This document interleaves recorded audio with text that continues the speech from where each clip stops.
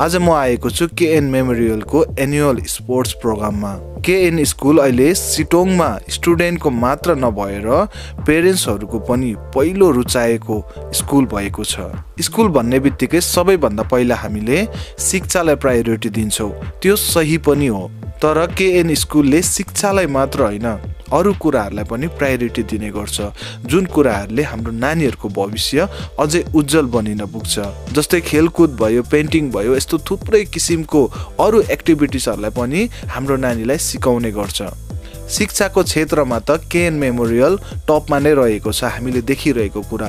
तर शिक्षा मात्रै नभएर अरू एक्टिभिटिजहरूमा पनि हाम्रो नानीहरूले राम्रो गर्नुपर्छ भन्ने टिचरहरूको सोच रहेको छ। हरेक साल केएन मेमोरियल स्कुलले एनुअल प्रोग्राममा यस्तो व्यक्तिहरूलाई बोलाउँछ जसले आफ्नो खेलको द्वारा सारा दुनियाँलाई नै जितेको छ, आफ्नो मात्र नभएर देशको नाम रोशन गरेको छ, जसलाई देखेर हाम्रो नानीहरू पनि इन्स्पायर भएर आउँदो दिनमा हाम्रो नानीहरूले पनि यो क्षेत्रमा अगाडि बढेर आफ्नो देशको नामलाई रोशन गर्ने भन्ने सोच रहेको छ। विगत साल भरत छेत्री आएको थियो, इन्डियन हकी टिम क्याप्टन, र यो साल आउनु भएको छ जितु राई।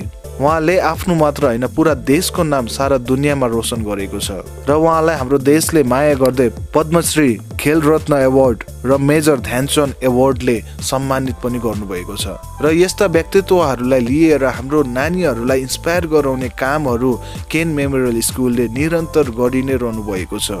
त्यति मात्र होइन, आफ्नो गाउँको सम्मानित व्यक्तिहरूलाई सम्मान गरेर नानीहरूलाई यो इक्जाम्पल दिइरहनु भएको छ कि हामीहरूले पनि चाहे भने हरेक जग्गामा पुग्नुपर्छ र आफूभन्दा ठुलो र आफूभन्दा सम्मानित व्यक्तिहरूलाई हामीले सधैँभरि आदर सत्कार र उनीहरूबाट केही कुरा सिक्नुपर्छ भन्ने इक्जाम्पल सेट गरिरहनु भएको छ। केएन मेमोरियल स्कुलका सबै टिचर्सहरू र डाइरेक्टर महेन्द्र सरलाई म आन्तरिक हृदयबाट धन्यवाद भन्न चाहन्छु। तपाईँहरू सबैले हाम्रो नानीहरूलाई शिक्षामा त आफ्नो योगदान दिइ नै रहनु भएको छ, तर जिन्दगी जिउनुको लागि, जिन्दगीमा अघि बढ्नुको लागि शिक्षा मात्र होइन अरू कुरामा पनि हाम्रो नानीहरूले नाम कमाउनु पर्छ भन्ने तपाईँहरूको सोचलाई म सलाम गर्दछु। आजको एनुअल स्पोर्ट्समा जुन चाहिँ हाउस विजेता हुनुभएको छ, सबै स्टुडेन्टलाई नै कङ्ग्रेचुलेसन भन्न चाहन्छु। र जसले जसले आज जित्नु सकेन है, उहाँहरूलाई भन्न चाहन्छु म, हार्नु र जित्नु त स्कुलको बादमा पनि हाम्रो चलि नै बस्छ, पुरा जिन्दगी चलिबस्छ, तर हारबाट हामीले सिक्नु चाहिँ छोड्नु हुँदैन। र अन्तमा केएन मेमोरियल स्कुलको सबै स्टुडेन्टहरूलाई आउँदो भविष्यमा अझै राम्रो गर्नु भन्दै अल द बेस्ट भन्न चाहन्छु, र सबै टिचर्सहरूलाई थ्याङ्क यू भन्दै यसरी नै हाम्रो नानीहरूलाई अझै राम्रो बाटो, अझै राम्रो शिक्षा दिनुहुन्छ भन्ने आशा राख्दछु।